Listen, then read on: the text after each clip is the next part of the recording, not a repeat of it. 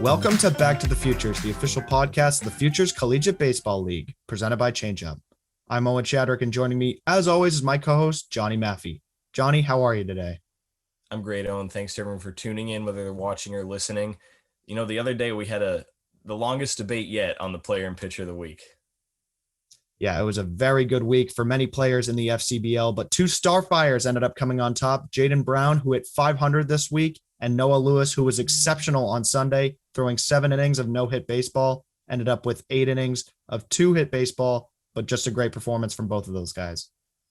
Yeah, absolutely. He took a no-no into the 8th. We saw Wyatt Scotty go 7. You know, seeing the pitchers go deeper and deeper into games as we're getting further into the summer is super fun to watch, and there's a lot of great baseball to be played right now. Yeah, there is a lot of great baseball that's been played over the last couple weeks. The Rocks and the Sea Unicorns are at the top of the standings right now. Johnny, what else have you seen? Yeah, you're right. The Sea Unicorns have found themselves right tied for the most wins. They're just a half game back of Brockton as we're recording this on Tuesday before the week ahead. Pittsfield sits right up there with them at 13-9, and Worcester and Westfield are right climbing up and trying to make a case for themselves as everyone's getting more and more players back. Yeah, you talk about Worcester. We had their starting shortstop, Dakota Harris, on this podcast episode. Dakota, really interesting player. He's had family ties to the FCBL and really excited to see him playing as well as he has to start the year. Yeah, with Dakota, we talked about how his expectations for himself with being the everyday shortstop for a top tier team like Worcester, you know, with their success they've had over the years, it's certainly a big responsibility. Yeah, it is a big responsibility. And it's also a big responsibility for us to get to this episode. So without further ado, we present our episode with Dakota Harris. Let's roll. At this time, we are honored to be joined by our next guest who has gotten a ton of reps at Fit and Field this summer. It's Dakota Harris of the Worcester Bravehearts. Dakota, how are you today? And welcome to the podcast. Hey, thanks for having me. I'm doing well. Yeah, good to hear. We're really excited to have you on. And to get right into it, the Bravehearts organization has set the bar high for long-term success here in the FCBL. So what does it mean to be their everyday shortstop? It's really exciting. I mean, got a lot of talent on the team, so to be the shortstop every single day playing behind such a good pitching staff, it's really just an honor. Yeah, so is that the plan from your coach Al Corbeil and the rest of the staff then at Polk State? Because you're certainly getting a lot of ABs and a lot of reps. Yeah, so at first it was we were going back and forth of whether or not I should just train over the summer or whether or not I should play. But through talking to them, they thought it would get me ready for pro ball. So I just decided to stick to it, and I'm glad to be here. And we're glad to have you. And we'll get to your college experience shortly. But first, what have been your first impressions of Worcester and Hanover Insurance Park and the Futures League overall?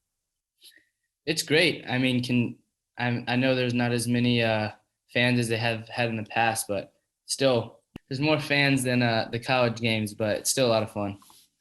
So when you talk about getting ready for pro ball, whether it was going to be training or, you know, getting reps in game, which you are doing, you're getting reps against great competition out there. What went into those decisions and why'd you choose this one?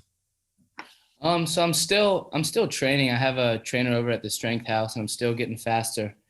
And that's like the biggest thing. They're like, you can still train while playing. And obviously my body isn't in as good a shape as it was at the beginning of the season, but like you mentioned, pro ball, like their bodies don't feel good every day, but they got to learn how to play through it. And I've learned that it's more of like a mental task than it is physical, to be honest.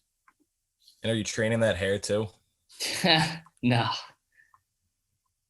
Yeah, this is a pretty big hair episode for the podcast. So we're all really excited for this one. Yeah, for sure. My parents don't like it, but I've heard a lot about it. Yeah, that's all of us at this point. So,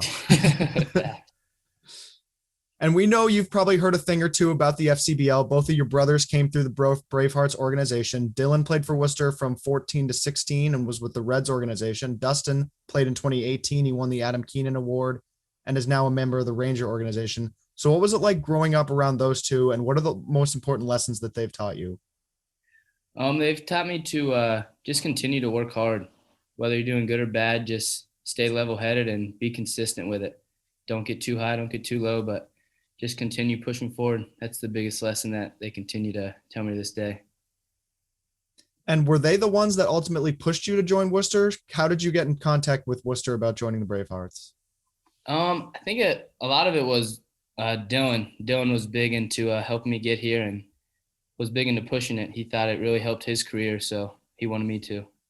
You end up in Worcester, you kind of have to choose Worcester. It Yeah. probably felt like if you're coming to the FCBL. But what's your relationship like with Coach Dion and the staff down there? Oh, they're great. They're always there for early work. They're always helping us out, doing whatever we want and really whatever we need to do to get better. If we need an off day, we just say, "Hey, coach, I'm not feeling too good." Actually, we say Dion. If you say coach, we get fined. So I got to remember that. That's a good one. That's a new one. Haven't Yeah. heard that one yet. Hold on, we'll be right back to Dakota Harris. But first, we want to share a message from our friends at 78 Sports. Do you have kids playing baseball or softball? We all know practice time is limited, especially here in New England. Not to mention the cost of lessons and cage time can add up quickly. Save yourself time and money by giving your kids what they need to work on their game at home. Our friends at 78 Sports can help you put together the perfect at-home training setup. Whether you want to start small with just a tee and hitting net, or looking to set up a full cage with turf and a pitching machine, they have you covered. The team at 78 Sports has designed and installed hundreds of home and commercial sports training facilities, so let them help you plan the perfect setup for your space.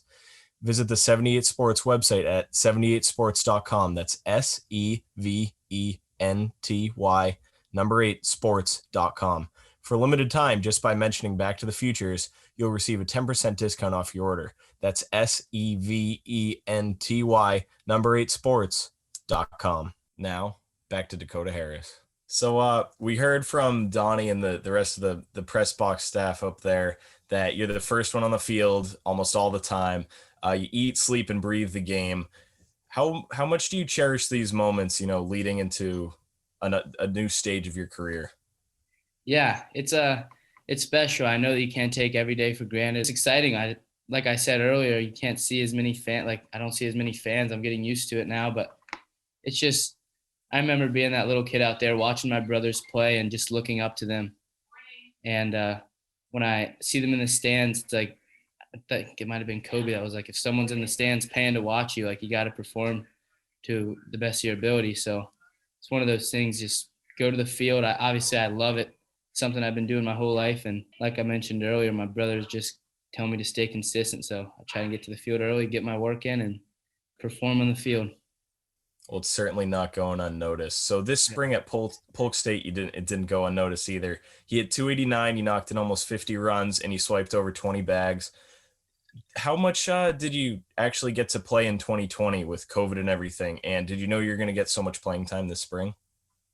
Yeah, so in 2020, we played 9 games in my senior year of high school. We were 9-0, heading to our 10th game against Mitchell, which is another team that was 9-0, and we got the call that this thing, COVID, was coming along. And at that point, we were all clueless. We were just excited to get a longer spring break and didn't know it was going to be my last high school game. So that was definitely tough. And going into the spring, I knew that Corbeil had plans for me to play every day. So I just had to prepare for that over last summer. So I worked with a trainer back home and got ready for the season. Yeah, and certainly the transition from high school to college couldn't be easy, especially with COVID. But what was it like generally? What did you learn from whether it was your brothers or your teammates at Polk State that led to your success this season? Like I said, just to keep pushing forward. There was a stretch at the beginning of the season where I was really struggling. Never really struggled like that in my life, and it was tough. Like leaving the games, I was just like hanging my head, like, man, this sucks. This is tough. And I just kept called my brothers after the game. They're like, dude, you just got to keep going. You got to keep working hard and just trust the process. And I tried doing that as well as I could and ended up not doing too shabby.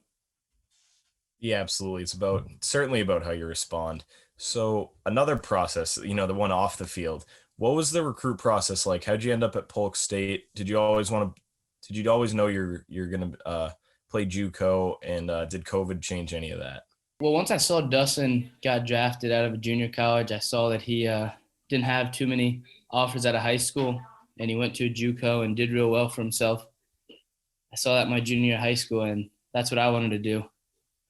I knew that I needed more at bats lefty because I hadn't been switch hitting for so long, and just get more at bats in the fall and spring at a junior college. And I thought that would be the best fit, especially with Coach Corbeil, great coach over there, and Coach Rogers. They definitely helped me out a lot. Yeah, and certainly they've had a number of successful years. They've won 6 Suncoast Conference championships. Did that factor at all into your decision, and what's it like being part of that success? Oh, for sure. That's what it's about. It's about winning. It's a blue collar program. You get in, you put the work in, and you get out what you put in. And it's just one of those things. Like, they're always preaching, getting to the field, having your routine, like making sure that you're doing what you're supposed to be doing, so you can help the team win. All right, so I don't know if you know this, but a lot of D3 guys up here, like myself, we love heading down to the Winter Haven area where you play, where you grew up. We love going down there for spring break and love playing at those fields in Auburndale and at the Land O'Lakes area. How do you compare those year-round fields to the ones that you play on up here? The fields year-round in Florida, I'd say they're always pretty good. Sometimes they get a little hard, but they do a great job down there of getting the field ready to play every day. And over in Worcester at the Bravehearts, their field's always great. I think it's a great playing surface. Some of the other ones aren't so great, but you just got to play through it, I guess. Yeah, definitely. And we know you throw righty, which is boring. Nobody really cares about that, but you're a switch hitter. Yeah. When did you first start switch hitting? I started when I was about 9, probably just playing wiffle ball. And then my dad just started throwing to me in the cages, told me to hit lefty, and kept doing it. I actually didn't fully start hitting lefty off of righties until I think it was my sophomore or junior year of high school. So that's another reason why I went to a junior college, to get more ABs. So I think you just alluded to it. Your right side seems to be your natural side. Do you hit better for power or average on one side versus the other? Like, what's your preference when you're going up to the plate? I probably have a little more power righty, but I think it transfers over to the game. Like lefty, I have enough power, you know what I'm saying? Like I can still hit the ball gap to gap, can hit it out occasionally, so I don't think it's too big of a difference. Did something lead to that decision sophomore year of high school, like you said, when you finally said you're going to start swinging lefty against righties? Yeah, so up until that point, I would probably get like 2 at-bats a game lefty, then 2 righty, just to keep it even. But then as it got to that point in my sophomore year, it was like, dude, in college, you're going to be switch hitting every day. You're going to hit lefty more, so just start now. So that's when I really just decided to do that. Yeah, that makes sense. And we've seen the power this season a little bit, but if you were in the home run derby, if you were chosen to come up for the Bravehearts, which side are you hitting on? Probably depends on the field. If we're at Nashville, I'm hitting righty. Yeah, that definitely makes sense. I guess I didn't think of that when I was writing that question. You do have to pick the field. What if you're at Fenway? You trying to sneak it around the pole, or are you trying to go over the monster? I think the monster would be pretty sweet, just to say you hit it over the monster. Oh, absolutely. Yeah, that's the dream right there, is hitting it over the monster. And back to this season a little bit. What's your routine over the course of a week in Futures League ball? We're recording this on Tuesday, which comes after an off day. So walk us through a week in the life of Dakota in terms of baseball.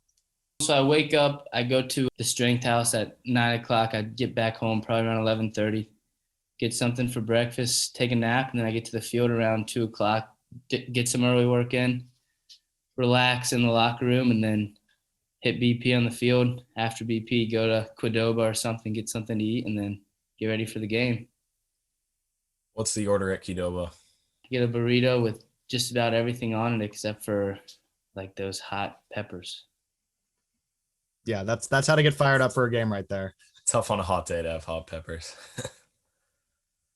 And before we get to our final segment, how about a message to Braveheart fans? Thank you guys for coming out. We really appreciate you guys. You guys are the best fans out there. And go Hearts. Yeah, go Hearts indeed. More and more people start getting to the ballpark. We're really excited to see it here as we get more and more into the summer. Before we return to our interview with Dakota Harris, we want to share a message from our friends at On Demand Storage. Are you tired of living in clutter? Do you need more space around your home or office? Are you sick of visiting your self-storage unit? Does your business need a way to securely and conveniently store excess materials? On Demand Storage will pick up your items directly from your location and put them in storage for you. When you want something put back, Give us a call and we can deliver it back right away. We bring convenience to the outdated self-storage process. Visit ondemandstorage.com and submit an inquiry. During sign-up, mention the Futures League and receive 50% off your storage pickup. Once again, that's ondemandstorage, all one word.com. We now return to our interview with Dakota Harris. And we now move on to our final segment. It's called Quick Hits. It's presented by Zephyr, the official on-field hat of the Futures League. Zephyr, high quality and innovative design since 1993. So Dakota, we've got a couple more questions for our audience to get to know you better. Is that cool? Yeah, for sure. All right, let's do it. Favorite baseball teammate that you've ever played with? Baseball teammate, Carter Geyer. What did Carter mean to you? Where did he play with you? He's actually a second baseman at Polk. He's just a great guy, always helping me. We're always in early work together. He's actually going to be my roommate next year. That's awesome. And yeah, we got to go with the roommate. That's been the common theme for players in this pod. Yeah. And then how about favorite ballpark you've played in and one that you've attended as a fan? My favorite one I played in is probably JetBlue back in Florida. And then my favorite one I attended, I went to my first game at Fenway last week, and that was sweet. So got to be there. That's awesome. Yeah, we love Fenway Park. And about JetBlue, so you've played in JetBlue. So did you ever hit one over the quote unquote monster at JetBlue? No, I haven't. Not yet, at least. That's a correct answer right there. Is not yet. And how about a sports stadium or sporting event that's on your bucket list? Fenway was really high up there, but now that that's off, I don't really know. Maybe I'd like to go to Wrigley Field. Yeah, Wrigley Field's been a popular season 3 answer. And again, as I said, I'd love to go to that park too, for sure. Yeah. And how about favorite big league team and big league player, whether it's current or historical? My favorite big league team, I've got to say the Rays, just because that's where I'm from. And my favorite player has been Brandon Crawford. Yeah. So is Crawford someone you model your game after, or if you were to pick another major leaguer, who do you try and model your game after as a shortstop or as a switch hitter? Yeah, definitely. I definitely like watching Brandon Crawford, just the way he carries himself. He's very consistent in the field, and he's a bigger shortstop, so I definitely try and take some stuff from him. But also, like a lot of the new school guys, I see the stuff they do, but I like watching guys like Alex Rodriguez back when he was a shortstop, or Omar Vizquel, even Francisco Lindor now. Like, it's awesome. A lot to learn from those guys. Yeah, definitely. There seems to be a plethora of shortstops right now that are great role models. So at Fit and Field, what's your walk-up music this year? It's Sunday Best. Awesome. And are you superstitious, whether it's on a game day or watching a game or anything with baseball? No, not really. I just go about my business and know that whatever happens is going to happen. And when you're attending a game as a fan, what are you getting at the concession stand? What's your ballpark food? I like Dippin' Dots a lot. That's like the best ballpark snack or ice cream that there is, in my opinion. So definitely Dippin' Dots. And boiled peanuts. I like boiled peanuts just like during the game, except I was talking to my teammates the other day and they don't even know what those are. So that's kind of crazy to me. I don't know if I know what those are. Me either. What, can you describe those a little bit? I'm not sure what those are either. It's a peanut, except like you boil it in water, and usually there's like some Cajun seasoning. They're really good. I think it might just be big in Florida or something. I was shocked when you guys didn't know what that was. I'm gonna have to give those a shot then. I like Cajun. When you're playing, are you a bubblegum guy or a sunflower seeds guy at all? Probably not bubblegum, but usually maybe like some mint gum or something is what I'll chew on. And I don't like eating sunflower seeds and like spitting it on the clay just because I don't know. Yeah, I'm not a huge seeds fan either. Owen's a big one, so he probably didn't like that answer. And what about what's an all-time favorite baseball memory? Probably in high school, we were in the district championship when we won on a walk-off. That was pretty cool.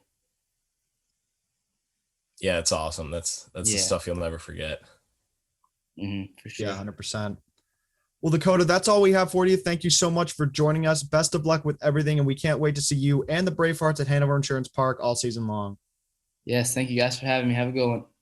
Hey, you too. And this has been episode 14 of season 3 of Back to the Futures, the official podcast of the Futures Collegiate Baseball League. We have new episodes coming out every Monday and Thursday. Be sure to subscribe to our podcast. We're on Apple Podcasts, Spotify, SoundCloud, and YouTube.